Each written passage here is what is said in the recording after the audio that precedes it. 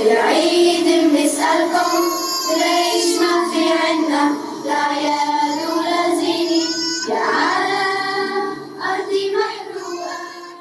Ram merupakan sebuah kata yang bagi kita di sini rasa mengasyikkan. Sebab cuma permainan, cuma game yang dapat kita mainkan kapanpun kalau kita mau. Bahkan dalam permainan ini kita bisa menghabiskan waktu berjam-jam di depan layar gadget sambil menikmati makanan dan minuman yang lezat. Sementara bagi saudara-saudara kita di Palestina, di Gaza, siapapun mereka, apapun agamanya, perang telah mengubur mimpi dan masa depan mereka.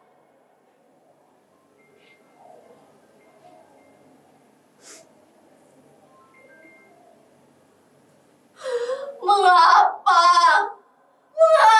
Tuhan tak menciptakan dunia yang lain, tanah yang lain, yang hanya dihuni oleh anak-anak?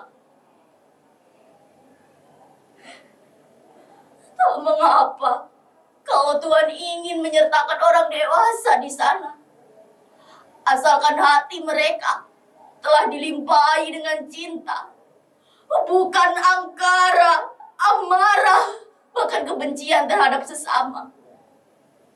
Supaya ada yang mendekap mereka ketika kedinginan. Supaya ada yang memastikan mulut-mulut mungil itu tak akan pernah lagi kehausan dan kelaparan.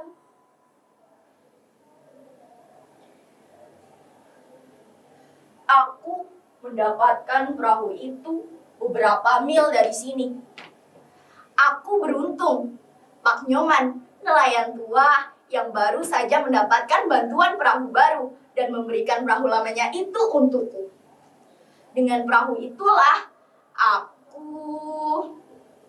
maksudku, aku dan teman-temanku, Made, Joshua, Christine, Ali, Butet, Harun, dan Melin akan pergi jauh sekali. Mungkin kalian sekarang diam-diam bertanya kepadaku, kenapa aku sendirian di sini? Di mana teman-temanku? Sabarlah, kalian pasti akan mengenal mereka. Aku malahan prihatin karena tak berhasil menemukan mereka. Inilah aku, kutu buku, introvert, tak pernah update soal-soal kekinian. Hingga aku lebih memilih menyisih ke daerah pantai ini dan menemukan ide sederhana membuat perahu persaudaraan. Dan saat perahu itu kutampilkan di sosial media, mereka menertawaiku dan menganggapku sakit. Kasihan hidup di zaman teknologi, tapi jiwanya masih nenek moyangku seorang pelaut. Itu perahu buat mancing aja jebol, gimana untuk berlayar? Urusan Gaza sudah ada yang lebih pantas ngurusnya, jangan ngadi-ngadi. Dan masih banyak lagi. Ya, begitulah kalian menanggapi ajakanku. Aku memang hampir saja merasa sudah tak waras dengan ideku ini. Tapi untunglah pada malam itu sahabatku datang. Idenya sederhana, bermula dari hobiku memainkan game peperangan. Dan rasa kasihan yang tiba-tiba muncul begitu saja kepada anak-anak korban perang di Gaza. Aku mengajak mereka berkumpul untuk melakukan sesuatu. Bagaimana kalau kita mengumpulkan barang atau dana atau apa saja selama 1 bulan, lalu kita bawa berlayar? Begitu kata Meilin. Aku akan membuat sebuah lagu cinta untuk anak-anak di Gaza. Lagu itu akan kita sebarluaskan di seluruh akun sosial media. Dengan begitu, kita akan mendapat simpati yang besar dan sejumlah uang untuk membantu Gaza. Ide Joshua itu langsung disetujui oleh Butet. Keduanya memang sama-sama hobi bermusik, tapi Joshua ini berbeda. Meski usianya yang masih sangat belia, ia seringkali dipercaya untuk membuat komposisi untuk sebuah kebaktian di gereja. Kini aku membayangkan Joshua seperti mewarisi bakat Amadeus Mozart. Lain lagi dengan Ali dan Harun. Mereka mengajak kami untuk membiasakan diri hidup tak berfoya-foya sebagai rasa hormat dan maaf kami kepada anak-anak di Gaza. Sedangkan Christine menyarankan kami untuk menuliskan surat mengadu pada Tuhan dan mengirimkannya ke Yerusalem, tembok ratapan. Sedangkan aku dan Made mencari perahu untuk melayarkan semua harapan itu. Ya, semuanya sudah kulakukan sebisa-bisaku dan semampu-mampuku demi membuat sahabat-sahabatku itu bergembira. Lihat, di perahu ini telah aku kemas seluruhnya barang-barang masa kecil yang masih tersimpan. Hari demi hari kami mengumpulkannya dari siapapun yang ingin melakukan sesuatu sebagai bentuk rasa cinta mereka. Aku akan melarungkan perahu ini ke laut lepas. Semoga samudra dan cakrawala yang luas akan menyimpannya sebagai bentuk bisikan cinta kepada mereka. Tuhan pasti akan menjaganya, mengirimkan gelombang yang akan membuatnya sebagai sebuah doa dan bergema di laut Mediterania. Kami tahu apa yang kami lakukan ini hanyalah setetes air di tengah samudra penderitaan mereka. Kami seperti seekor semut yang membawa setetes air untuk memadamkan kobaran api yang membakar tubuh Ibrahim alaihissalam. Tapi dengan cara itu, dan memang hanya itu yang bisa kami lakukan, untuk mengungkapkan rasa rindu dan cinta kami kepada anak-anak di Gaza. Made, kau sudah siap? Kita akan melaut. Perahu ini sudah kuperiksa dengan sangat teliti. Semuanya aman. Oh iya, aku juga sudah membawakan air dari pura pesananmu. Kau jangan khawatir, sahabatmu ini masih cekatan seperti dulu. Hei, Joshua, Christine, kenapa kalian diam saja di situ? Ayo kutunjukkan apa yang sudah kulakukan untukmu. Lihat, surat-surat untuk Tuhan sudah aku kumpulkan. Sisanya sudah kukirimkan melalui pos. Dan sisanya ini akan kita bawa berlayar. Oh iya, komik kesukaan kalian juga sudah aku bawa. Kalian tinggal duduk dan menikmati ceritanya. Ali, Harun, maafkan aku sahabatku, aku tak membawa ketapelmu. Aku pikir kita tak membutuhkannya lagi. Tak ada siapapun lagi yang harus kita hadang dengan senjata batumu itu.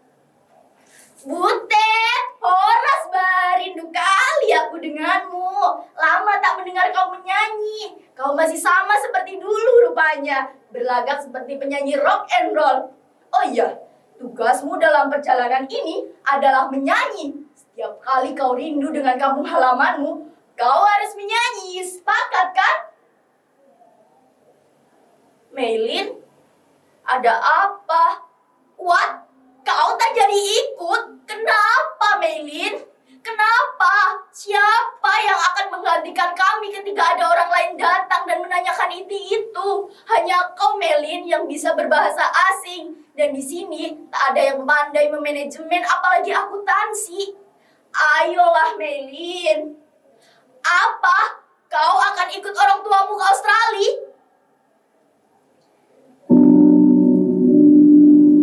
Meilin adalah sahabatku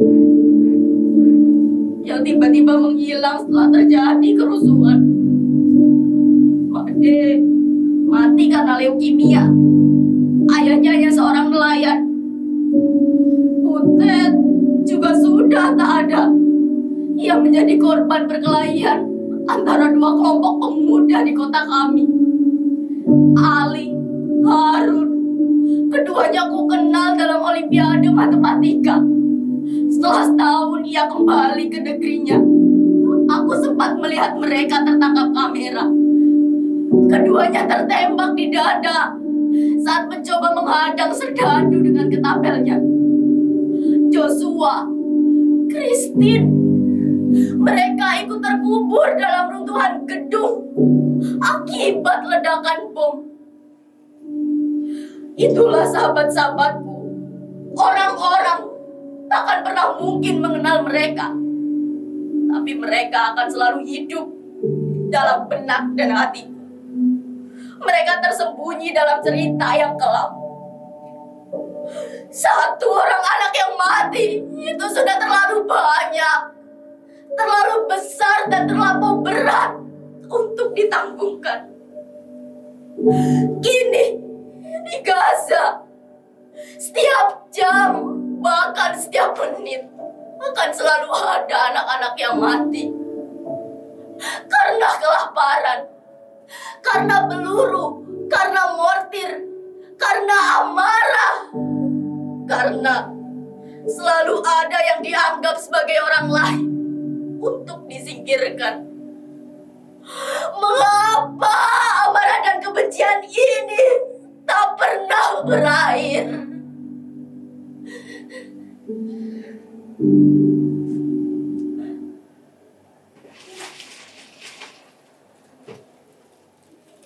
Aku mendapatkan barang-barang ini dari sahabatku tadi. Dengan menyimpannya, aku masih bisa merasakan kehadiran mereka. Di saat aku merasa sangat sendiri dan kerinduanku kepada anak-anak di Gaza dianggap sebagai hayalan gila, mereka datang dalam mimpiku. Di sana, kami memiliki perahu yang penuh dengan barang-barang berharga. Kami melarungi samudra dengan perahu ini. Kami seperti titik putih di tengah samudra kegelapan.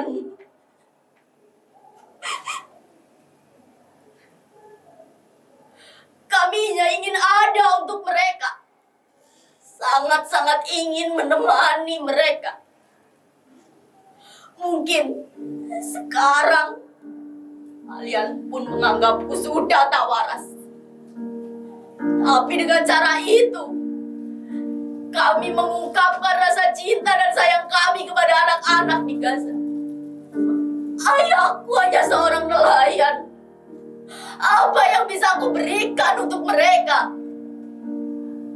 Hari ini, aku telah menuliskan surat terakhirku untuk mereka.